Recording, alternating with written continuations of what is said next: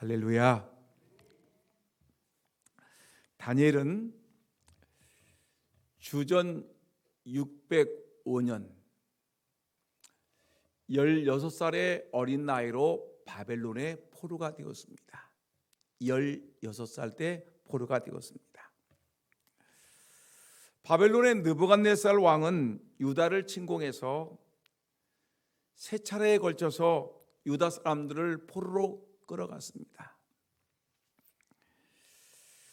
다니엘은 제1차 포로 때 끌려가는데 유다 나라의 왕인 여호와 김 왕과 또 여러 귀족들과 함께 바벨론으로 끌려갔습니다.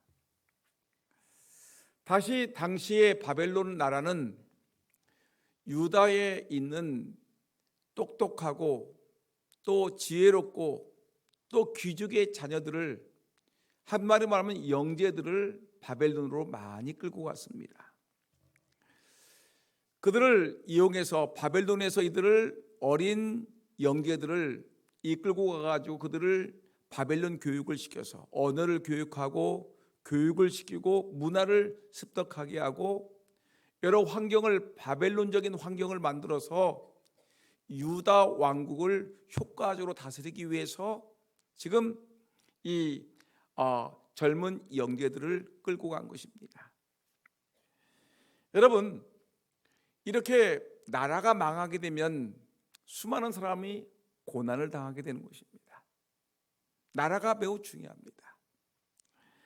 여러분, 우리나라도 이 중국과 일본에 의해서 엄청난 침략을 당했고 6.25 때는 또한 북한 공산당에 의해서 나라가 침공을 당해서 수많은 사람들이 죽거나 다쳤습니다.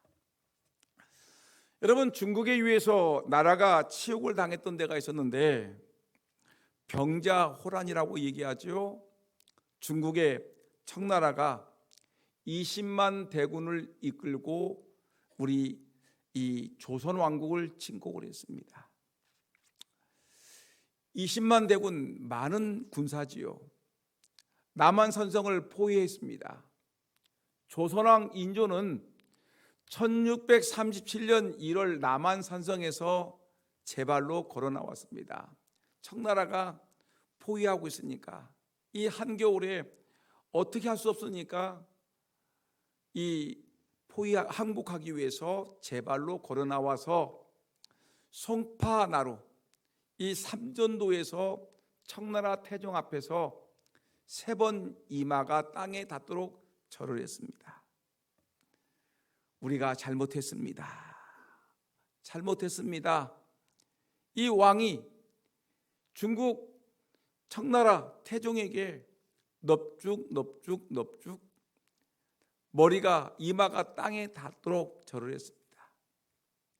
그리고 9번 머리를 조아리는데 이 이마가 땅에 찍을 수 있도록, 그래서 피가 날 수 있도록 이렇게 머리를 9번 조아리면서 머리로 땅을 찢으면서 항복 의식을 치렀습니다. 이렇게 조선왕 인조가 항복하면서 이렇게 청나라 태종 앞에서 머리를 3번 절을 하고 9번 조아리는 이것을 갖다가 삼전도의 굴욕이라고 얘기를 합니다. 나라가 빼앗기면 이렇게 되는 것입니다. 근데 왕의 치욕만 당하는 것이 아니라 이제 황복을 하고 난 이후에 이 청나라는 우리나라에게 엄청난 요구를 했습니다. 수많은 사람들을 이제 청나라로 끌고 갔는데 소현세자, 복림대군을 끌고 가고 대신들을 끌고 가고 양반 자제들을 다 볼모로 끌고 갔습니다. 어떤 책을 보니까 무려 이때 이 병자호란 때 청나라에 끌려간 우리나라 백성들이 무려 50만 명이 끌려갔다라는 이런 기록이 남았습니다.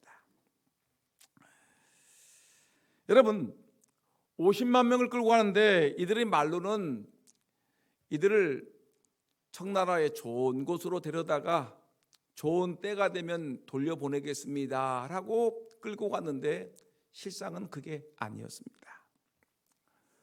막상 청나라에 끌고 갔죠. 청나라에 끌고 갔는데 이 청나라에 끌고 가자마자 이 사람들을 반으로 분류를 했습니다.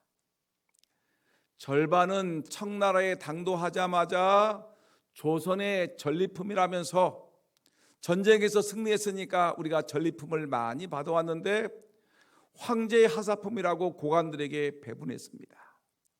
영의정은 조선에 잡아온 이 여자들 100명을 가지게 임금님의 하사품이네.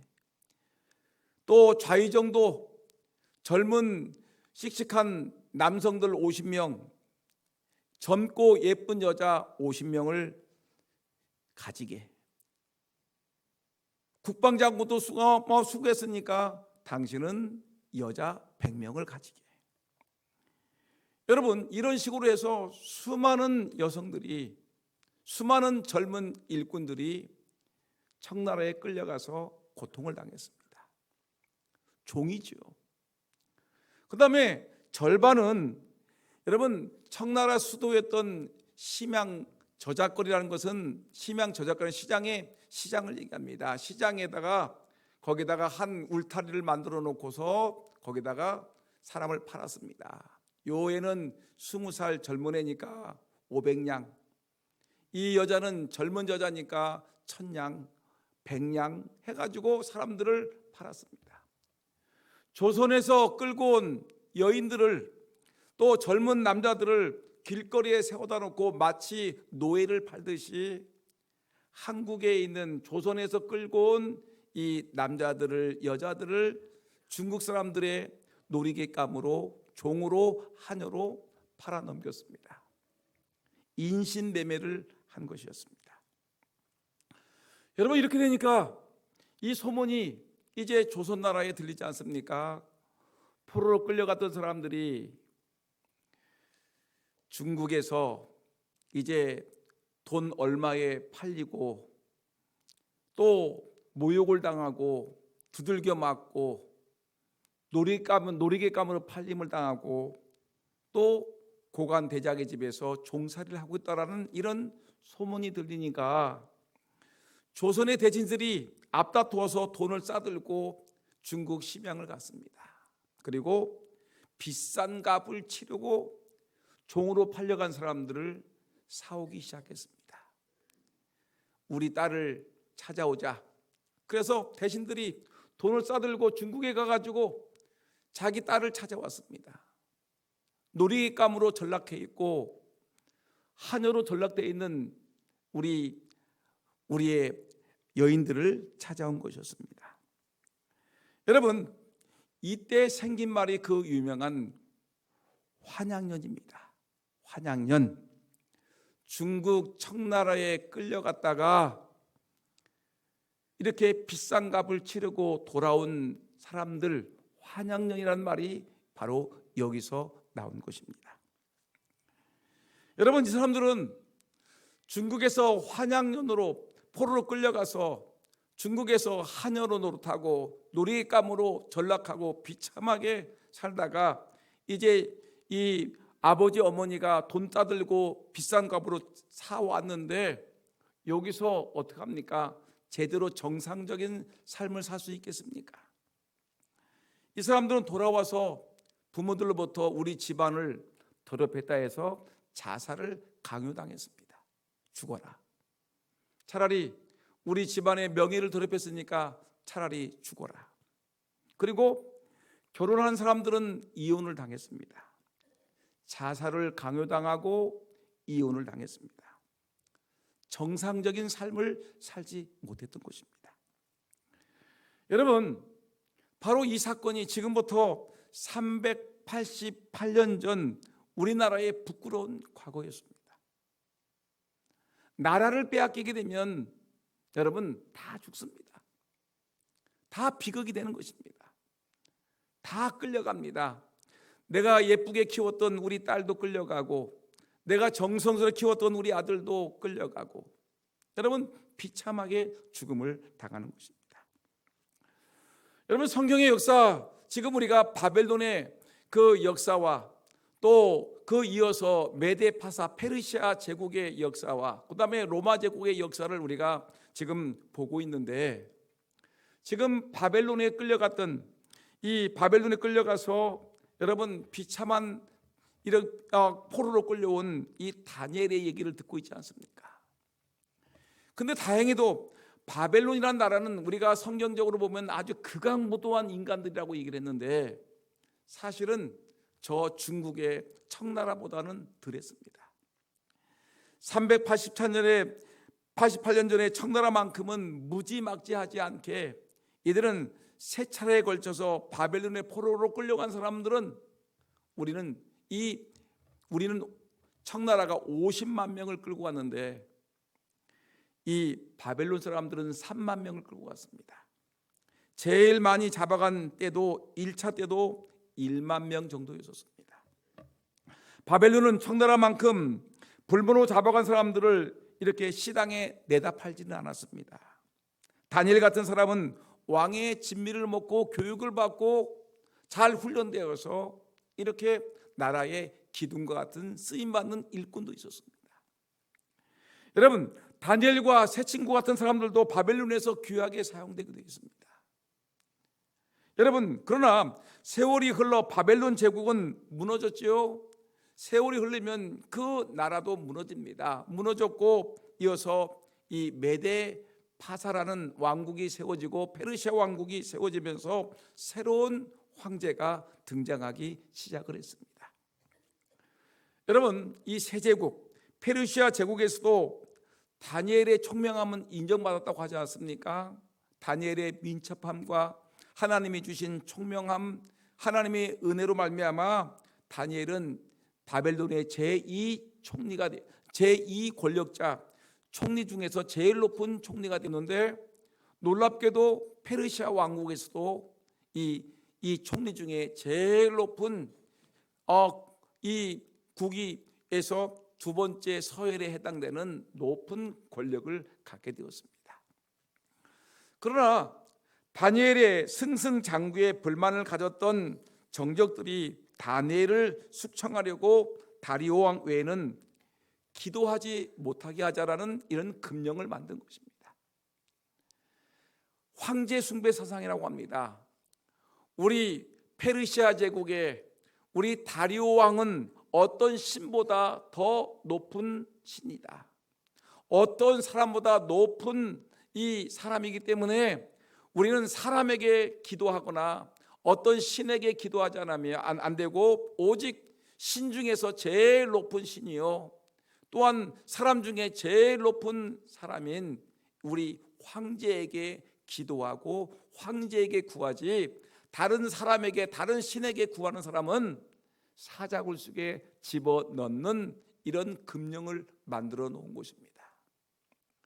황제 숭배 사상입니다. 여러분, 이런 금령을 만든 것을 다니엘은 알고 있습니다. 만일에 자기가 기도하게 되면 결국은 이 기도하다가 사자굴 속에 집어 던짐을 당하고 자기는 죽게 된다는 것을 너무나 잘 알고 있는 다니엘이었습니다. 그런데 다니엘은 이런 금령이 생기진 것을 알고도, 임금의 도장이 찍힌 것을 알고도 그는 집에 돌아와서 예전에 하던 그 습관과 같이 예루살렘을 향한 창문을 열어놓고 무릎을 꿇고 하루에 3번씩 하나님께 기도하되, 하나님 그럼에도 불구하고 감사합니다라고 하나님께 기도하고 있는 다니엘의 모습을 우리에게 보여주고 있습니다. 여러분, 다니엘은 금령이 떨어졌음에도 불구하고 사자굴 속에 던져진다는 것을 알고 있음에도 불구하고 다니엘은 하나님께 기도하는 사람이었습니다. 여러분, 이렇게 다니엘이 이렇게 기도하고 났는데 놀랍게도 사자굴 속에 집어 던짐을 당했음에도 불구하고 하나님의 사자가 사자의 입을 막으시고, 그리고 사자굴 속에서 다니엘이 살아 돌아오게 되고, 사자굴 속에 돌아오고 나니까 그 다리오 임금은 이 다니엘이 섬겼던 여호와 하나님을 찬양하고 그 하나님을 높이면서 온 백성들에게 다니엘이 섬기던 이 하나님을 믿고 이 하나님을 모욕하거나 하나님의 이 거역하면 안 된다라고 공문을, 왕의 칙령을 내리는 것을 볼 수가 있고, 도리어 다니엘을 죽이려고 했던 그 음모론자들을 사자굴 속에 다 집어넣는 놀라운 역사가 있었습니다. 여러분, 오늘 우리가 말씀을 공부할 수 있는 것은 뭐냐면, 다니엘의 이렇게 능력 있는 기도는 도대체 어디서 이루어진 것이냐, 다니엘이 이렇게 응답받는 기도는 도대체 어떤 다니엘의 모습 속에서 이런 능력 있는 기도, 이런 응답받는 기도가 나타나느냐, 이 말씀을 우리가 지난주부터 계속해서 공부를 하고 있는 것입니다. 여러분, 지난 주일에 우리가 다니엘이 이렇게 능력 있는 기도, 또 응답받는 기도를 했던 그 이유 중에 가장 첫 번째 이유는, 다니엘은 뭐랬죠? 환난과 핍박 중에도 뭘 지켰어요? 신앙의 지조를 지켰다는 것입니다. 기도를 하게 되면 총리직도 빼앗기고 자기 목숨도 빼앗기는 것을 뻔히 알고 있었지만, 그럼에도 불구하고 하나님을 믿는 신앙의 지조를 지킴으로 하나님은 다니엘에게 임하셔서 다니엘에게 능력을 주시고 다니엘에게 권세를 주시고 은혜를 주어서 도리어 여러분 더 힘있게 하나님을 섬기는 위대한 하나님의 일꾼이 되었음을 성경은 우리에게 말하고 있는 것입니다. 성도들은 우리 주 예수님께 대한 충성심과 순결과 애정을 가짐으로 신앙의 지조를 지켜야 되는 것입니다. 어떤 손해가 와도, 어떤 아픔이 와도, 어떤 환상, 어떤 희생이 따른다 할지라도 우리는 예수님에 대한 신앙의 지조를 지켜야 된다는 것입니다. 사람들이 많은 식당에서도 뭘 해야 된다고 그랬죠? 기도할 수 있어야 된다는 것입니다. 환난과 핍박이 와도 여러분 직장에서도 나는 예수 믿는 그리스도인이라고 손을 들 수 있어야 됩니다. 군대에서도 예수 믿는 사람이라고 분명히 얘기할 수 있어야 됩니다. 술자리에서도 나는 예수 믿는 사람이기 때문에 술을 먹지 못합니다. 여러분들이 이 소주잔에 건배를 하지만 나는 맹물을 가지고 나는 건배하겠습니다. 여러분, 이런 뭔가 예수 믿는 사람의 신앙의 지조가 있는 아름다운 신앙의 일꾼들이 다 되기를 예수의 이름으로 축원합니다. 하나님이 이런 사람에게 능력을 주시고요, 이런 사람의 기도를 응답하시고 이런 사람의 기도에 하나님이 강력한 성령의 역사를 부으셔서 이런 사람이 기도할 때 병든 자가 치유되고 삶의 문제들이 해결될 줄 분명히 믿습니다. 여러분, 능력 있는 기도가 우리 모두에게 있기를 주의 이름으로 축원합니다. 그러기 위해서는 다니엘과 같이 환난과 핍박과 죽음과 고난 중에서도 신앙의 지조를 꺾지 않는 그런 은혜가 있어야 될 줄 분명히 믿습니다. 그 다음에 오늘 우리가 공부해야 될 내용은 뭐냐면, 다니엘이 이렇게 능력 있는 기도를 할 수 있던 또 하나의 비결이 무엇이냐 하면은, 다니엘은 꾸준히 기도하는 기도의 사람이었다는 것입니다. 오늘 기도했다가 한 달 후에 또 한 번 기도하고, 새벽 예배 한 번 나왔다가 한 이틀 3일 나왔다가 졸려서 그 다음 주부터는 또 나오지 못하고, 이렇게 기도를 하되 기도의 중요성은 알고 있으되 제대로 정기적으로 규칙적으로 기도하지 못하고 띄엄띄엄 어쩌다 한 번씩 기도하는 그런 기도의 인물이 아니라, 여러분, 다니엘은 어떤 규칙적으로 정기적으로 꾸준히 기도하던 사람이었기 때문에 하나님이 그에게 능력 있는 기도, 또 기도의 응답을 하나님이 허락하셨다는 것입니다. 여러분, 오늘 본문 말씀 10절 중반절을 한번 읽어볼까요? 10절 중반절 말씀 보니까 다시 시작. 다니엘은 전에 하던 대로 하루 3번씩 기도하며 라고 얘기했습니다. 다니엘은 전에 하던 대로, 그냥 지금 기도하는 것이 아니라 전에, 그러니까 어려서부터 자기가 16살에 끌려왔는데 그 이전부터 16살 끌려와서 지금까지 세월이 흘러서 거의 학자들은 얘기하기로는 다니엘이 거의 끌려온 지가 70년 정도가 되었는데, 70년이 지난 지금까지도 그는 전에 하던 대로 하루에 3번씩 예루살렘을 향하여 창문을 열어놓고 무릎을 꿇고 기도하는 사람이었다. 여러분, 우리의 기도는 어떻습니까? 우리가 특별 새벽 기도를 합시다 그러면은 많은 사람들은 평상시에 새벽 예배를 잘 나왔던 사람들은 이 특별 새벽 기도 2주를 하든지 3주를 하든지 꾸준하게 나오는데, 새벽 예배를 한 번도 나오지 못했던 사람들은 하여튼 열심을 내고 한 이틀, 3일, 4일 정도 나왔다가는 그 다음에는 못 나오는 거예요. 왜냐하면 기도의 습관이 되지 않았고, 기도하는 여러분 그 버릇이 들어있지 않기 때문에, 기도를 하지 않았기 때문에, 평상시에 기도하지 않았기 때문에 이렇게 규칙적인 기도를 못하는 것입니다. 여러분, 그러다 보니까 기도의 능력이 없어요. 기도의 힘이 없어요. 기도하는 것을 제일 부담스러워합니다. 교회 나와서 봉사활동 하자라면 열심히 나와서 봉사활동하고, 주방에서 밥하자면 밥하는 걸 열심히 하고, 청소하자면 청소는 열심히 하는데, 우리 교회에서 특별 새벽 기도합시다 라고 얘기하면 기도하는 것은 힘들어서 나오지는 못해요. 이제 우리가 이번 주일부터, 돌아온 주일부터 다니엘 기도를 하지 않습니까? 3주일 동안 우리 교회가 계속해서 우리가 다니엘 기도를 할 텐데, 하루 이틀은 나올지 모르지만 못 나오는 사람들이 많더란 얘기예요.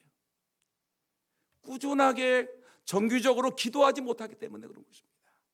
여러분, 요번에 여러분 다니엘 기도회를 통해서 3주 동안 우리가 집중적으로 기도하는 시간을 가질 텐데, 여러분 꾸준히 기도하셔서, 정기적으로 기도하셔서, 열심을 기도하셔서 여러분들 능력 있는 기도의 일꾼, 또한 하나님께 기도할 때 응답받는 기도의 일꾼들이 다 되기를 예수님의 이름으로 축원합니다. 여러분, 다니엘은 70여 년 동안 꾸준하게 기도했습니다. 다니엘은 전능하신 하나님을 믿었습니다. 하나님께서 그 뜻대로 세상 역사를 주장하시고 인생들의 생사화복을 주관하시는 하나님이라는 것을 분명히 믿었습니다. 하나님께 기도하게 되면 하나님 반드시 우리의 앞길을, 또 이 나라를 하나님께서 책임져 주실 것이라는 분명한 확신을 갖고 그런 하나님께 기도했습니다. 규칙적으로 낙심하지 아니하고 절망하지 아니하고 그는 신앙의 지주를 지키면서 규칙적인 기도를 했습니다. 여러분, 그러다 보니까 하나님께서 다니엘의 기도가 힘이 있게 하셨고 능력 있게 하셨고, 다니엘이 기도할 때마다 하나님이 놀랍게 역사하셨음을 성경은 우리에게 분명히 말하고 있습니다. 여러분, 규칙적인 기도, 힘 있는 기도가 있기를 주의 이름으로 축원합니다. 성경의 위대한 인물들을 제가 찾아봤습니다. 여러분, 성경의 위대한 인물들을 가만히 보니까 이들이 되게 규칙적인 기도를 하는데, 다윗도 여러분 기도의 일꾼이죠. 다윗이 정기적인 기도를 한 것을 여러분 기억하십니까? 다윗은 저녁과 아침과 정오 이렇게 3번 기도했는데, 시편 55편 16절 17절 말씀 보니까 다윗이 어떻게 기도하는가를 우리에게 보여주는데, 보시니까 나는 하나님께 부르짖으니 여호와께서 나를 구원하신다. 기도한다는 얘기죠. 17절 다 같이 시작. 저녁과 아침과 정오에 내가 근심하여 탄식하려니 여호와께서 내 소리를 들으시리로다. 뭐라고요? 다윗이 기도할 때 저녁과 아침과 정오에 내가 근심하여 탄식하리니 여호와께서 내 소리를 들으시리로다. 하루에 3번씩 규칙적인 기도했던 다윗의 모습을 우리에게 보여주고 있습니다. 여러분, 우리가 기도를 쉬지 않겠다고 했던 사무엘 보세요. 사무엘 보니까 사무엘상 12장 23절 말씀 보니까 뭐라고 했냐면, 나는 기도하기를 쉬는 죄를 결단코 범하지 아니하겠다. 기도를 쉬지 않겠다는 얘기예요. 그 다음에 여러분, 예수님을 보세요. 예수님은 어떤 기도를 했냐면, 누가복음 22장 39절에 41절 말씀 보니까, 여러분 보니까 39절 다 같이 시작. 예수께서 나가사 습관을 쫓아 감람산에 가심에 제자들도 쫓았더니, 그 다음에 그곳에 이르러 저희에게 이르시되 시험에 들지 않게 기도하라 하시고, 저희를 떠나 돌 돌릴 만큼 가서 무릎을 꿇고 기도하여. 예수님이 기도하시는데 습관같이, 그러니까 항상 예수님께서는 습관을 쫓아서 기도할 정도로 새벽에 기도하고 산기도하고 금식하며 기도했던 그 예수님의 모습을 우리는 본받자는 것입니다. 이럴 때 능력과 권세가 있고 그 기도가 응답이 되는 것입니다. 여러분, 우리가 잘 알고 있는 베드로와 요한이 알지요. 초대교회 능력의 역사를 읽던데 사도행전 3장 1절 말씀 보니까 이 베드로와 이 요한이 예루살렘 성전 미문 앞에 갔는데 안진뱅이가 있어요. 안진뱅이 있는데 그때 이 안진뱅이를 고치는데 그때 그 시간이 언제냐면 제9시 기도 시간에 베드로와 요한이 성전에 올라갈 때, 제9시 기도 시간에 성전에 올라가서 뭐 한다는 거예요? 기도하기 위해서 올라가는 사람이었다는 것입니다. 오늘 사랑하는 우리 성도 여러분, 우리도 베드로와 요한과 같이, 예수님과 같이, 다윗과 같이, 사무엘과 같이 여러분 힘을 다해 기도하되 그냥 띄엄띄엄 어쩌다 한 번씩 어려운 일 만날 때마다 기도하는 것이 아니라 찬양할 때도, 여러분 기쁠 때도, 즐거울 때도, 어려움을 당할 때도, 근심 걱정 있을 때도, 환난 중에도, 내가 몸이 병들었을 때도 여러분 꾸준히 규칙적으로 기도해서 능력받는 하나님의 일꾼들이 다 되기를 예수님 이름으로 축원합니다. 기도는 규칙적으로 능력 있는 기도가 나온다는 사실을 잊어서는 안 될 것입니다.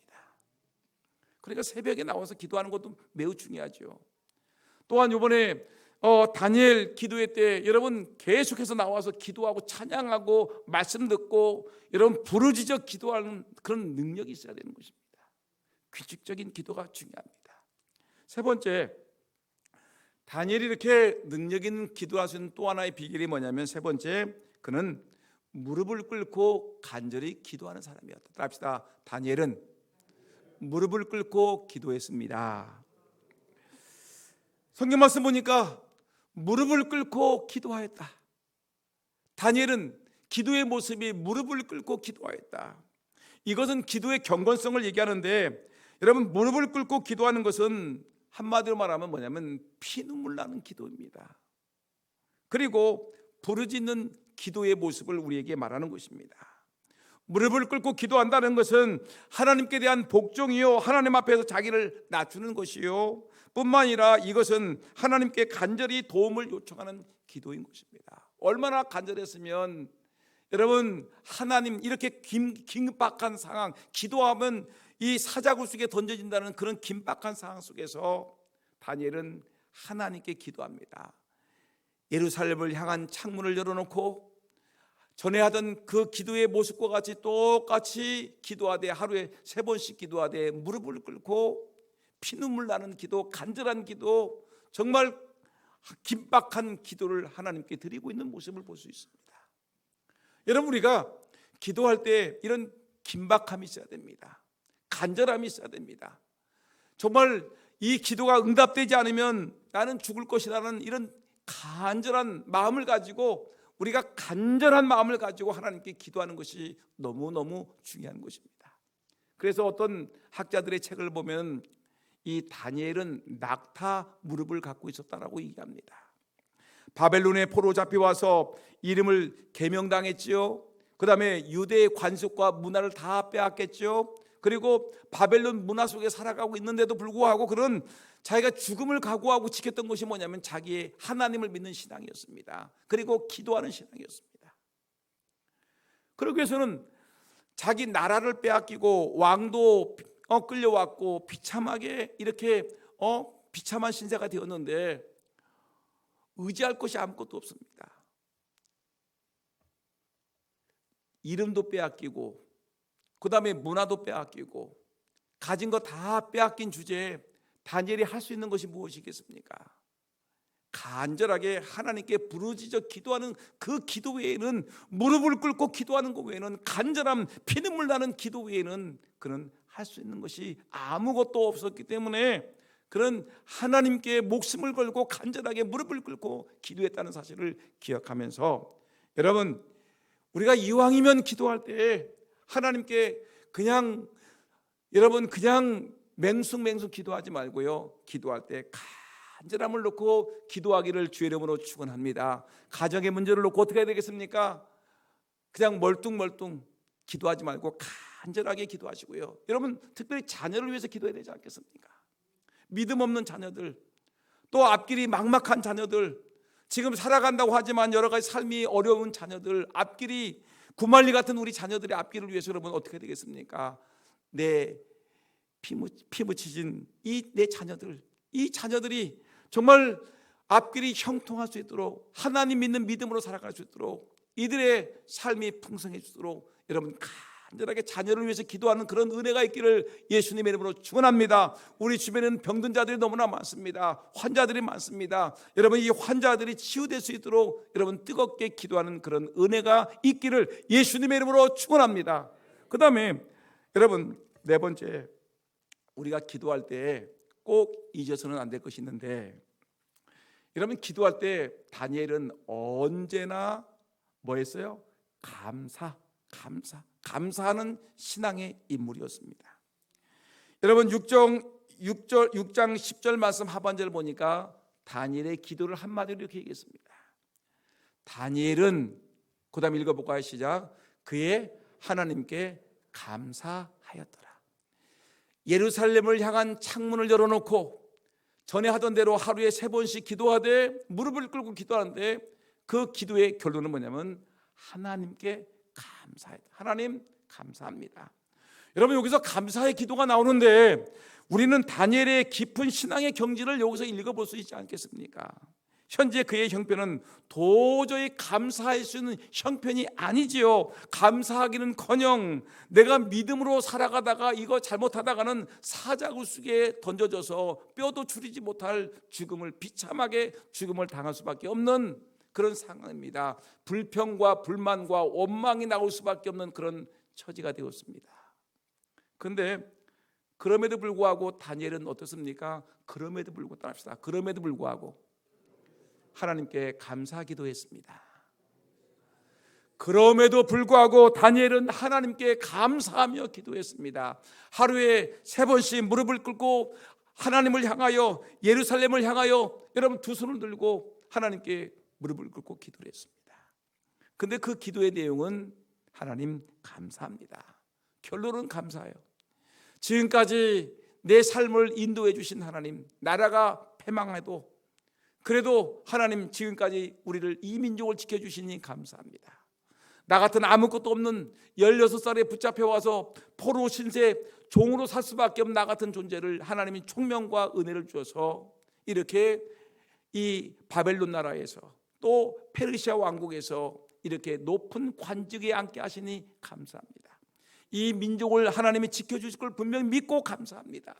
그런 여러분 자기의 삶을 돌아볼 때 지금 죽어도 하나님께 감사, 이 나라를 하나님 생각해 볼 때 하나님께서 분명히 이 나라를 지켜주실 것을 분명히 믿고 감사, 그런 매사가 감사했습니다.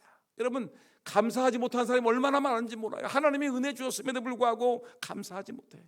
여러분들이 힘들고 어려우면 저 비행기를 타고 돈 좀 들여가지고 네팔이라는 나라를 한번 가보시고, 캄보디아라는 나라를 한번 가보시고, 저 라오스라는 나라를 한번 가보세요. 얼마나 살기가 힘든지. 여러분 생수 하나 먹기도 힘든 그 나라인데, 빵 한 조각 먹기도 힘든 그 나라인데 우리는 어떻습니까? 물을 못 먹습니까? 빵을 못 먹습니까? 밥을 못 먹습니까? 감사할 것뿐이에요. 우리는 근데 감사하지 못할 때가 너무나 많습니다. 그냥 불평, 불만, 투덜거림이 너무나 많습니다. 우리의 입에서는 늘 감사가 나오고 찬양이 나오고 은혜가 나와야 되는데 우리의 입에서는 불평이 나오고 원망이 나오고 저주가 나올 때가 너무나 많습니다. 감사하는 삶 속에 하나님이 그 기도를 능력을 주시고, 감사하는 입술이 있는 그 심령 속에 그 기도가 응답받는 기도가 된다는 사실을 잊어서는 안 될 것입니다. 다니엘은 하나님을 믿었어요. 여러분 우리가 다니엘이 믿었는데 뭘 믿었냐? 하나님이 우리를 인도하실 거라는 걸 믿고 그에게 감사한 것이었습니다. 우리는 그래서 항상 감사해야 되는데, 여러분 우리가 잘 알고 있는 것이 데살로니가전서 5장 18절이죠. 우리가 잘 알고 있는 말은 뭐죠? 범사에 감사하라. 이것은 그리스도 예수 안에서 너희를 향하신 하나님의 뜻이다. 감사는 뭐예요? 하나님의 뜻이요. 불평하는 것이 하나님의 뜻입니까? 감사하는 것이 하나님의 뜻입니까? 감사하는 것이 하나님의 뜻이죠. 남을 비난하는 것이 하나님의 뜻입니까? 감사하는 것이 하나님의 뜻입니까? 감사하는 것이 하나님이 우리를 향하신 하나님의 뜻이라는 것입니다. 시편 50편 23절 말씀 보니까 감사로 제사를 드리는 자가 나를 영화롭게 하나니. 여러분, 늘 우리가 기도할 때 무슨 기도해야 됩니까? 결론은 감사예요. 하나님, 나로 하여금 이렇게 기도하게 하시니 감사합니다. 새벽에 나오게 하시니 감사합니다. 하나님 아버지, 다니엘 기도에 참석해서 이렇게 은혜로운 말씀을 듣고 이렇게 찬양하게 하시고 이렇게 기도하게 하시니 감사합니다. 감사합니다. 감사가 터져 나와야 되는 것입니다. 이제 저는 말씀을 마치려고 합니다. 사랑하는 우리 금산 장로교 성도 여러분, 다니엘은 기도로 자기 앞에 닥친 심각한 상황을 이겨냈습니다. 다니엘은 문제가 생겼을 때 문제 해결을 위해서 사람들을 만나서 대화하고 이리저리 떠다니면서 인간적인 방법으로 어떤 문제들을, 염려들을 해결하려고 하지 않았습니다. 사람들을 통해서 해결하려고 하는 것이 아니었습니다. 다니엘은 자기를 죽이려고 하는 음모가 있음을 알고 기도하게 되면 사자굴에 던져진다는 심각한 상황을 인지하고 있음에도 불구하고 어떻게 했습니까? 남들은 미련 곰퉁이라고 얘기하지만 그럼에도 불구하고 다니엘은 하나님 앞에 나갔습니다. 그리고 이전과 같이 창문을 활짝 열어놓고 숨지 아니하고 전에 같이 하루에 3번씩 무릎을 꿇고 두 손을 들고 하나님께 부르짖어 기도했습니다. 그리고 하나님께 날마다 감사하다고 했습니다.